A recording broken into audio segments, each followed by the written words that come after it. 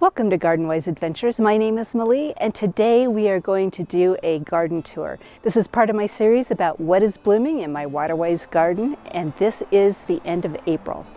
Well, it's the beginning of the last week in April, and the daffodils are glorious. Things are finally coming out of dormancy. We've had a very long, cool spring with a lot of storms, a lot of snow.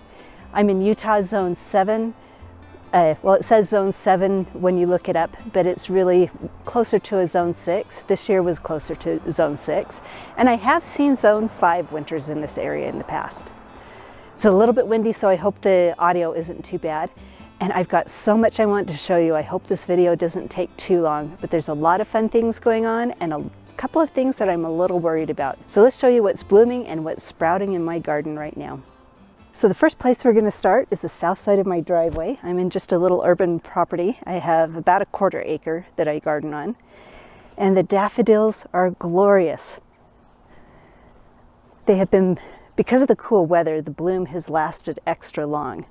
But we have a lot of different varieties. And one of my favorites is this one right here. It's called Fortissimo. It's giant. It's got the kind of lemon colored petals on the outside. You know, I don't know what all the specific names of each part of the daffodil is. And then a darker orange cup. Absolutely gorgeous. We planted some hyacinths last year that are blooming. And these little guys just have bloomed in my yard for a long time. I don't know the name of this daffodil because I planted it when I first moved in. But it is absolutely gorgeous. And these have bloomed for years and years and years without dividing or anything. A lot of different varieties.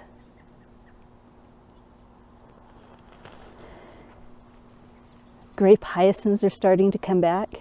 I love their little purple flowers. They do spread quite a bit, and I don't mind if they spread.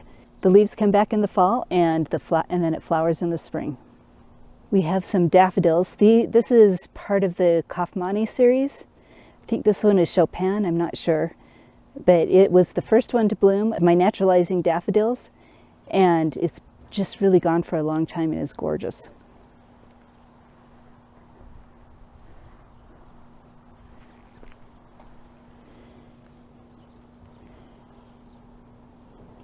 Now we've got quite a few double daffodils that I've mixed in that I absolutely love. Here's a closer look at the Fortissimo. Got another variety of daffodils, have no idea what these are that are coming up.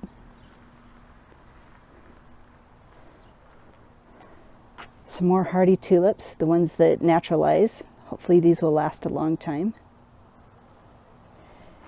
And here's something I'm really worried about.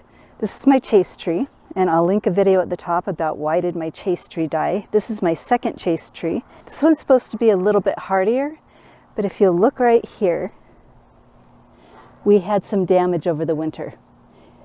This is what happened to my last chase tree when it died. Every single one of the branches split like this. And I think what happens is when the sap starts rising too early in the spring and then it freezes, the wind blows a little bit, it just splits the branches. We only have one split on this one, but all of the rest of the branches are looking like they're dead to me. They're really firm, they're not supple like they usually are. And I don't see any new growth coming out of them. So we may have lost this one, but I'm going to keep trying. They grow quickly, and I've been able to find them pretty easily, so I think I'm just going to keep trying with the chase tree. Now the next one I might try is called Blue Diddley. And what happens to that one is it dies to the ground every year and then grows up from the base. And I'm thinking that will help protect it a little bit more. This is my little lime punch hydrangea. I don't know if you can see, but there is new growth points on it all over the place. So this one's going to be coming out of dormancy. You can really see them down at the base. So it survived the winter.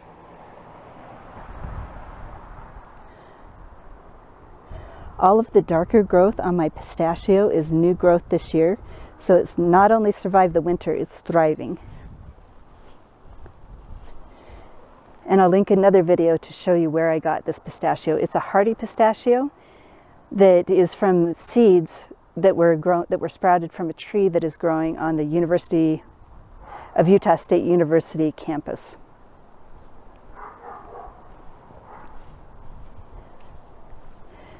This is the second year for this Golden Falls redbud, and it's starting to flower. This is the first year it's flowered, because I just planted it last year.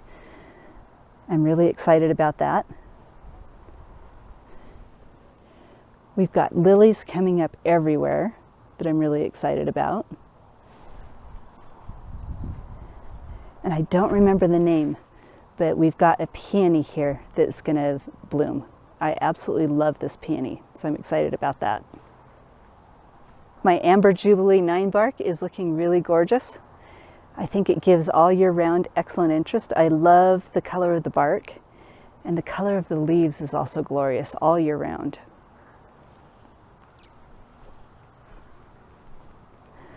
More daffodils, a lot of fortissimo in here. These, I don't know, these are just like, these are from one of the packs that you get at Home Depot, 100 daffodils. And they just keep going. Absolutely gorgeous, one of the first ones to bloom, just your iconic daffodil. So right here we have our Black Tower elderberry. It's getting some good size to it, absolutely gorgeous. A lot of new growth on it. If you notice, we are actually missing a fig. I had a cutting exchange at my place last week, and that was for my Utah Rare Fruit Growers Facebook page. And this was a brown turkey that was a duplicate. I think I have another brown turkey on the other side.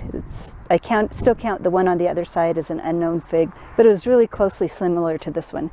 And I have a lot of new figs that I want to plant, and I didn't want any duplicates. So we took this one out, and we've got another fig, probably a black mission, that will go in here. But the brown turkey that was here and covered up survived with almost no dieback to it. This right here is my Chicago Hardy, and I'll link another video on how I protect my figs. These coverings are going to stay on this until the end of May, when I know there will be no more freezes. And that is so that we can get it to leaf out earlier. Last year by this time it had leafed out, but it was a lot warmer. And I don't see any buds, but all of the branches are still alive. So it's just late because of the cold. But if we get freezes and it's starting to leaf out, then we can cover it up and save it so that we can actually get fruit. Now, I seem to have issues with addictions when it comes to plants, and one of them is turning out to be succulents. We have so many succulents coming up. Some of them are new. Look at all the colors and the forms to these. There's just so many different varieties. This one's just a little sedum. Sorry about the shadow in here. The light is not perfect for filming. Let's move over this way a little bit. But look at this one. Love this one too. This one the deer ate, but it's starting to come back. Got one of my giant grape hyacinths coming back. Another little sedum coming back. This is a new little succulent. But they are so much fun. And all of the sedums in here that the deer had eaten are coming back.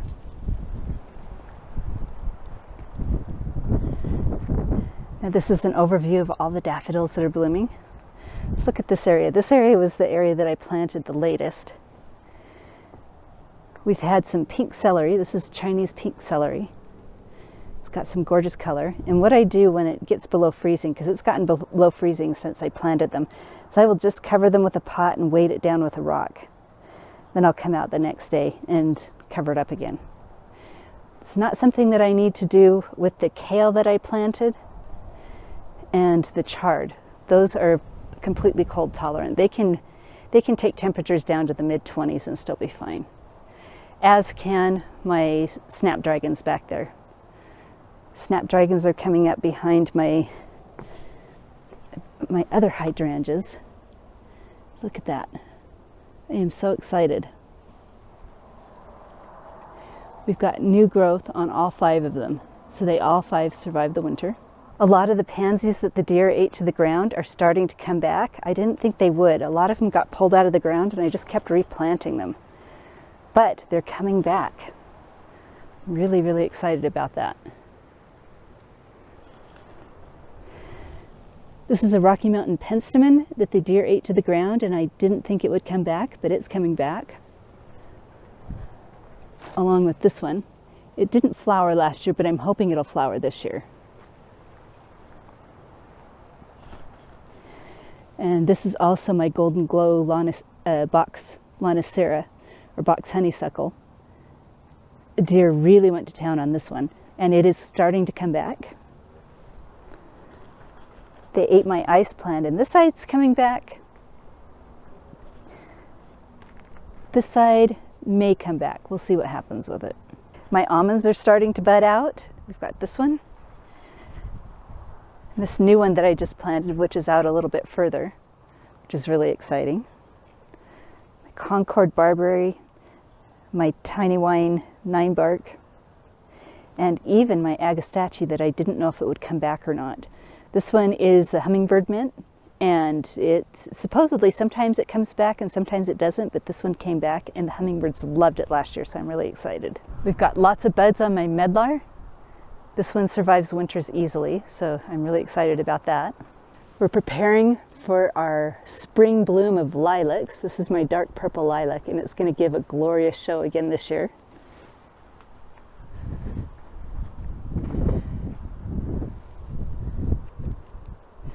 This is my other fig. This is the one that is an unknown cutting. And I think that we have some dieback. This one's alive. It's nice and flexible. This one's dead. So we had a little bit of dieback, but the rest of it down below is alive. So this one will come back as soon as it's warm. Then another surprise. This is my green stalk. Last year I had a lot of different flowers and I had some strawberries in it. Every single one of these on the top are strawberries that were here last year, and almost every single one of them survived. I mean, this one doesn't look like it's alive, but if you look at this one over here, it looks even more dead, but we've got new growth coming from the base. So I think all of them survived, and then I planted new ones. So I think this will be a dedicated, so I think this green stalk will be dedicated for strawberries. So all of the holes are planted in strawberries. Now it's a little windy and cold for the bees to be out, but I'm going to put up a video that I took a few days ago. This is my weeping cherry that I should have pruned and did not prune this spring. It's too late now, so I've got to I absolutely have to prune it next year. It's way, way too crowded, and it's going to start really being a detriment to this tree. And I'll do a video when I prune it. But I love this weeping cherry. It's about 15 years old, and the bees love it every single spring. It's a glorious, glorious tree. This is a Carmine Jewel bush cherry, and it's had a hard life. It's been transplanted a couple of times, torn out of the ground and buried a foot deep and left for over the winter. And it's still alive. It's budding out and looks like it's going to be okay. And this is going to be its permanent spot, so we are not going to be transplanting this one anymore. This is my Jefferson hazelnut budding out really nicely. We're going to wait about another month before we take all the cages off. Hopefully, I haven't seen deer damage for a while, but I don't want to take the cages off and have them come through again and just decimate everything. They're fine with the cages on for a little while longer. But we do have a pollinator on the other side, which is on the other side of my tree right here. It's way over on the other side. And that's a Doris hazelnut. Supposedly they're really good productive varieties. I don't think we'll get I don't think we'll get nuts this year, but I'm excited to see what they taste like when we do. We have some new additions. These are Lenten roses, or hellebores. Absolutely gorgeous flowers. I planted them a while ago, and they're still blooming. Look at this. Look at this. We've still got buds, still blooming. Even the mature flowers are really, really pretty. Look at this one right here. We've got new growth coming up from the base. Hopefully these will be happy here. This is my Juliet cherry, and we're going to get flowers on it. I don't know if we'll get fruit, but we will get flowers off of it. This is a 2-year-old bush. Really excited about that one.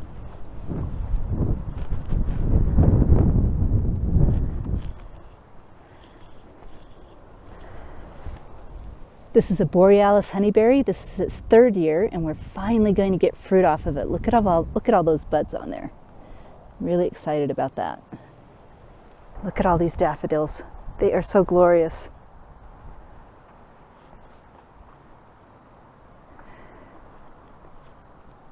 This is my Doris hazelnut that the deer ate. That's why I started covering things, is because they came through and ate all the side branches off of this. But it is looking good now. Look at all the different varieties of daffodils we have here.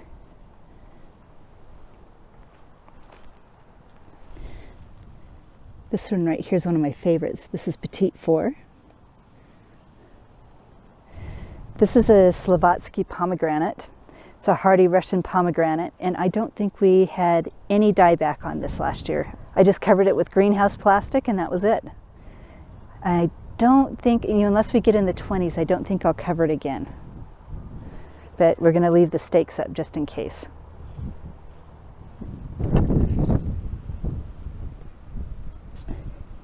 Here's some more of my double daffodils that are gorgeous. And another variety.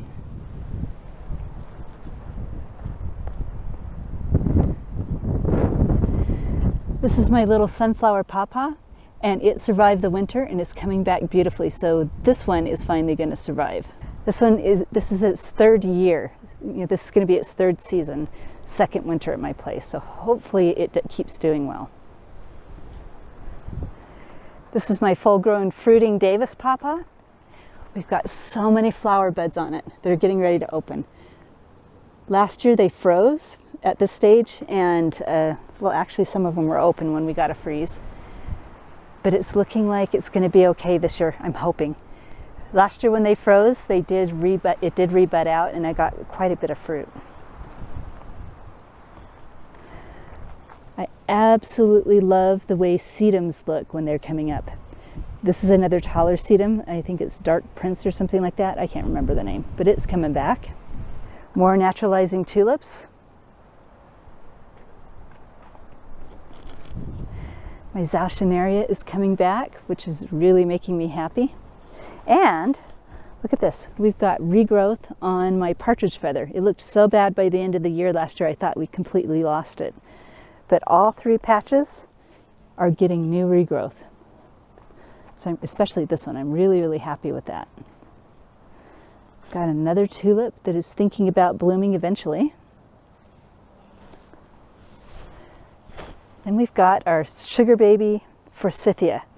Now these are coming up so late this year. This is like 4 weeks after they normally bloom. These are little 2-year-old plants. Well, actually no, they've been in the ground for a full year. So they didn't do a lot of growth last year, but I'm expecting to see more growth this year. We have 3 of those for early spring bloom. This is a new little Susquehanna pawpaw that I just planted, and it feels like it's completely dead. I think we lost this one already. I may need to return this to the nursery and get another one. This is another favorite daffodil. These are British Gamble. Absolutely love them. They're gorgeous, gorgeous.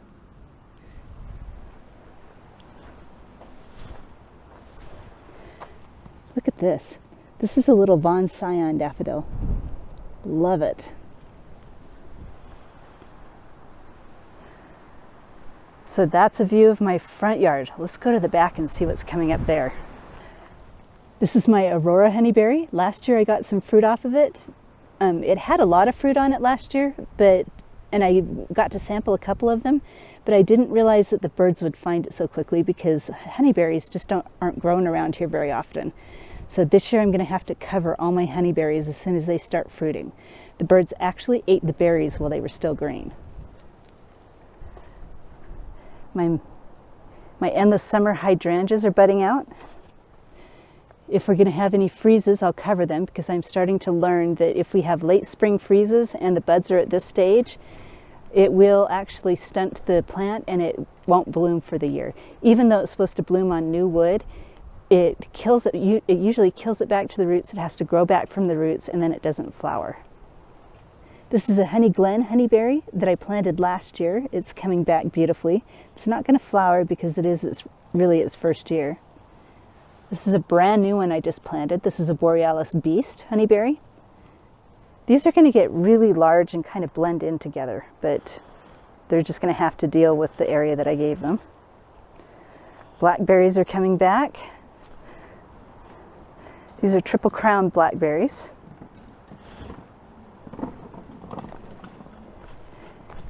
We have a Borealis blizzard. This is another honeyberry, so we have 6 honeyberries at this point. Have not pruned my grapevines. That is another video that I'm going to be doing later on this week. So these have got to be pruned now, but they're still really, really far behind. This is the farthest behind I've ever seen them. They're not dead. It's just been too cold for them to bud out. This is my last honeyberry that I'm going to show you. This is number 6. This is a blue banana honeyberry that's supposed to be really, really delicious, and it looks like we're going to get fruit on this one this year too. I'm going to show you a view of my food forest. It may look a little bit different because we've gotten rid of 2 large figs. We got rid of, I actually had people come dig it out and take it home with them. This is a Ronde Bordeaux that I left over the winter completely uncovered, and we found at the base that it had not completely died back. So it did not die all the way to the ground over the winter, even though it was completely uncovered, and got to about 9 degrees Fahrenheit. So I was really excited about that one. This is a Ronde Bordeaux that I covered. I got rid of that one because it's a duplicate of this one. No dieback on this one at all because it was covered. I'll uncover it at the end of May.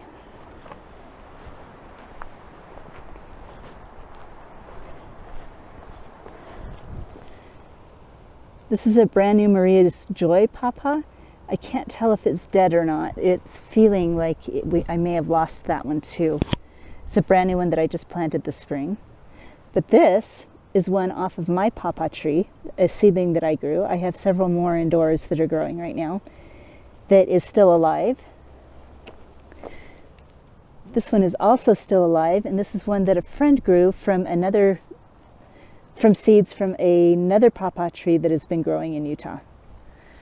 So hopefully we can get these to live.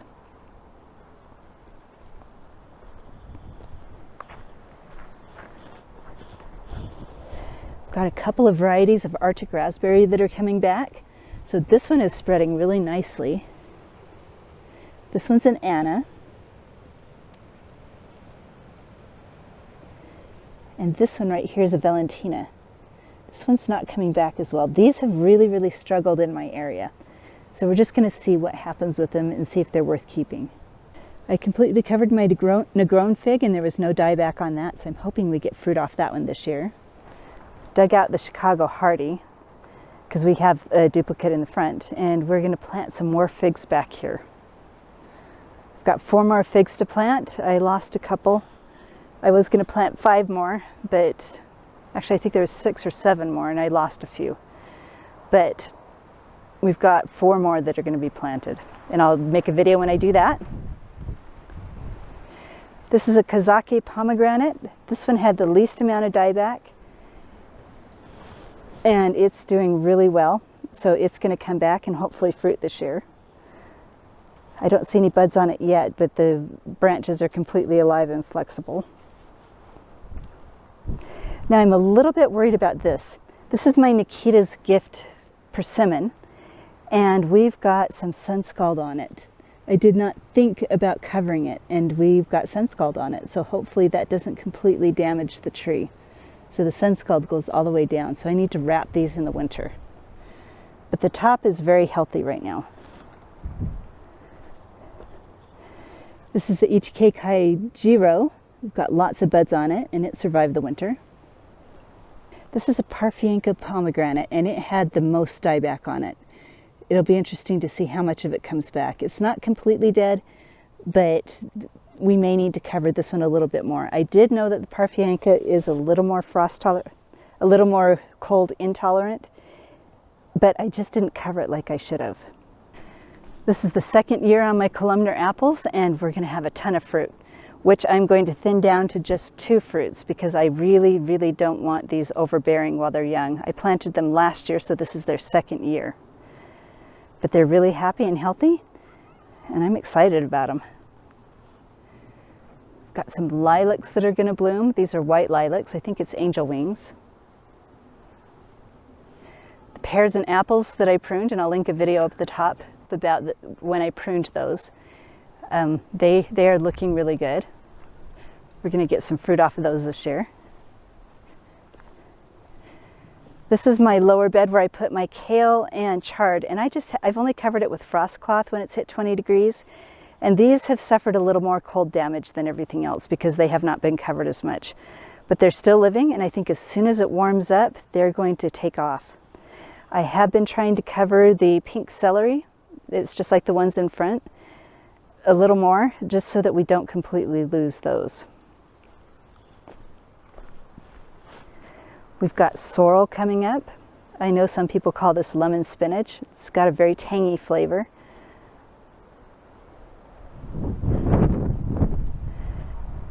And I like having these at the end of my bed. They're just kind of pretty little plants. Now all of the rest of these beds right here are going to be for my warm season crops, so it's not quite time for me to get these ready yet, but I'm going to do a video possibly next week or the week after where I set these beds up and get them ready for planting.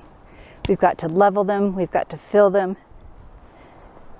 I've already started filling them with my fruit tree prunings.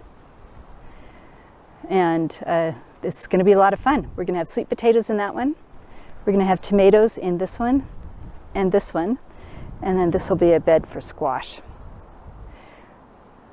We're going to keep this one in chard and carrots.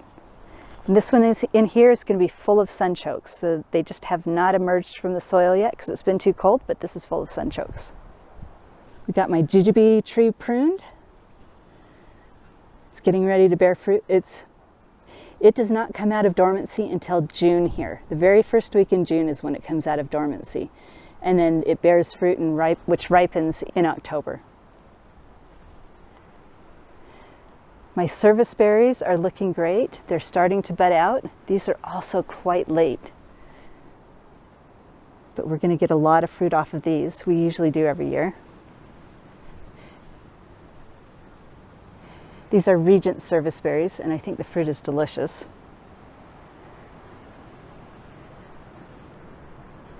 Now this was supposed to be an Invictus gooseberry, but it turned out to be a pink gooseberry, so it was mislabeled when it was sent to me. And we'll just have to taste it and see if I like it. Last year I only got one fruit, and I ate it before it was ripe. So we're just gonna have to see how that turns out.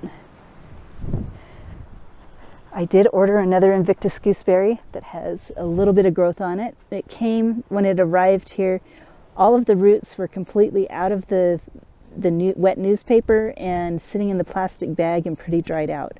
But it looks like we might get some growth. So I'm hoping this one survives. This is a brand new little white currant. It's called Primus. It's supposedly one of the better tasting currants around. Really excited about this one. This one's a pink champagne currant. And look at all the buds that we have. And look at all the buds that we have on it. So we're gonna get a crop off of this one. This will be the first time I have any pink champagne currants to pick. My Josta berry is growing, but I am not seeing any flower buds on it. So I think this year is going to be a year without fruit on here. But look at my golden currant.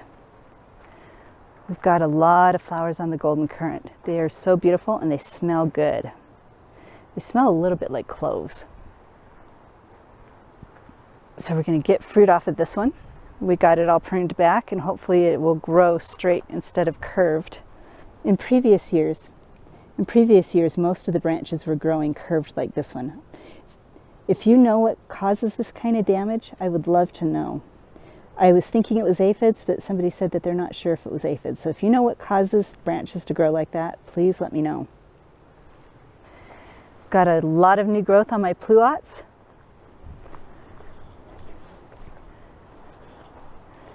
And a lot of new growth coming on my Asian pear. This is its third year. I don't think I'm going to get fruit this year. We've been pruning it quite heavily for the grow a little fruit tree method. I don't really care if we get fruit on it this year, but I think we'll start getting some next year. Love the shape that it's coming out as. Now all of my garden beds, all of them, are completely full for this spring, and they're doing beautifully. Got tatsoi and regular green cabbage and kohlrabi in the back with a stray tulip. The tatsoi, some of the tatsoi is even ready to be harvested.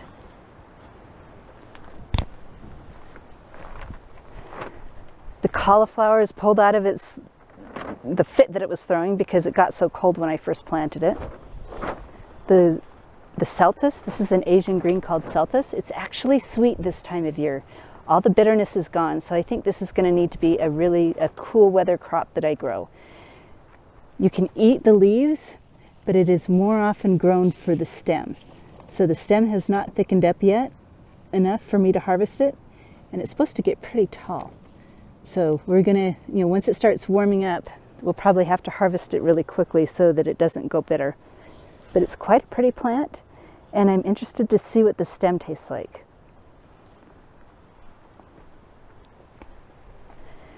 Got our perennial green onions going crazy. These actually don't really ever die back. They just keep growing and spreading. So this one is going to need to be divided again.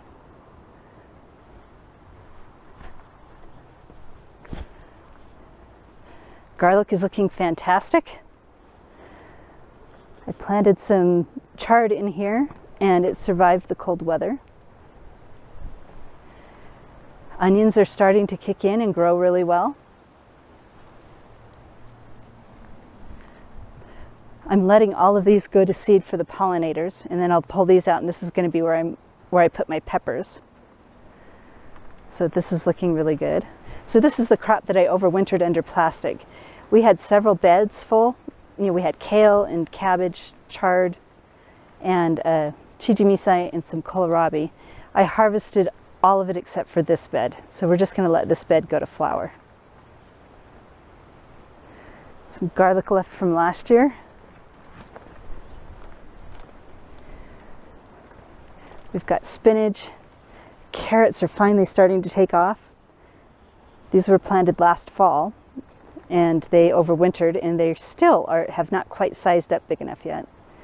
We've got some purple cabbage, and then we've got some collards. It looks like the collards are taking aphid damage, so I don't know what I'm going to do. I'll have to figure out how to take care of the collards.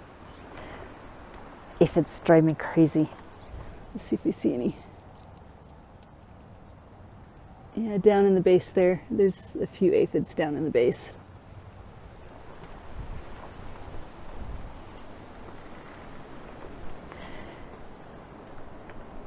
The peas are very, very slowly growing.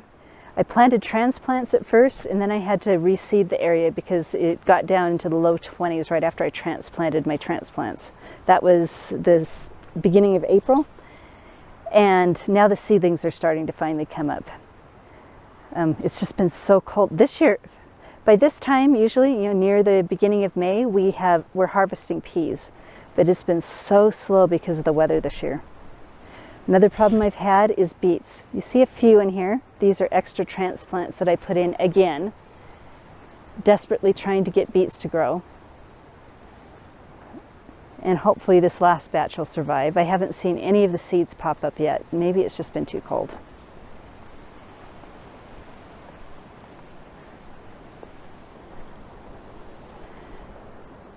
This little stick right here,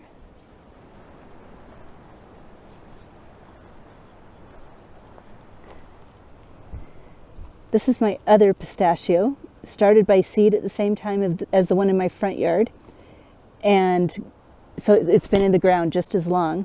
But this one gets very little irrigation and no fertilizer.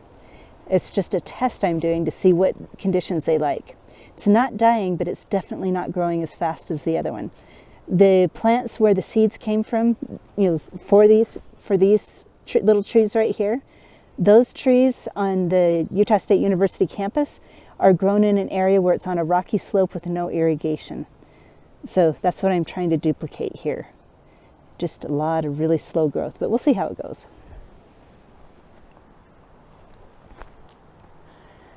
Peach trees have not bloomed yet. We've got some buds just about ready to open. So we will get peaches and nectarines. But the cherries have started to bloom. That's really exciting. Hopefully we don't get a freeze this year. and cut back our cherry production. Last year, I only got half the amount of cherries and maybe a tenth of the amount of peaches and nectarines because of a late freeze.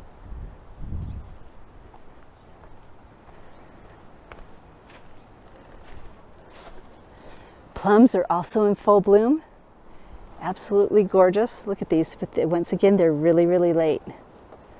So hopefully we get fruit on these. I don't see any freezing weather in the forecast, so I think these should be fine.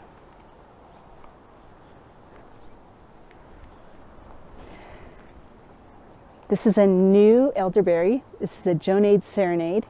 It's another Sambucus nigra, like my black tower, and this is supposed to be a pollinator for the black tower. So Sambucus nigra does form edible berries. They just need a pollinator out of the Sambucus nigra species that's not the same variety. So black tower will not pollinate black tower, but Jonade Serenade will pollinate the black tower.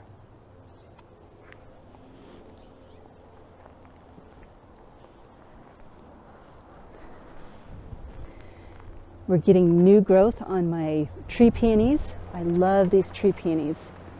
This one's a white one right here. This is a brand new one down here, and it's supposed to be red. We'll see how it does this spring and see if we get any flowers off of it. Now, one last one. There's two last plants that I wanted to show you. These are also new plants that I just barely planted, and this is a total experiment. I don't know if they will survive or not. These are Goumi berries, but they've been budded out and actually have flower buds on them. Let me see if I can.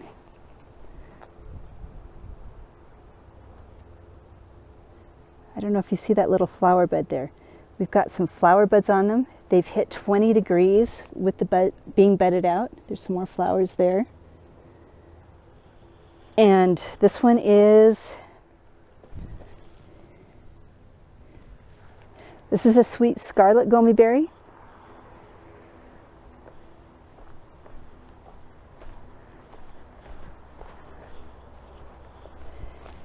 And this one over here is a red gem.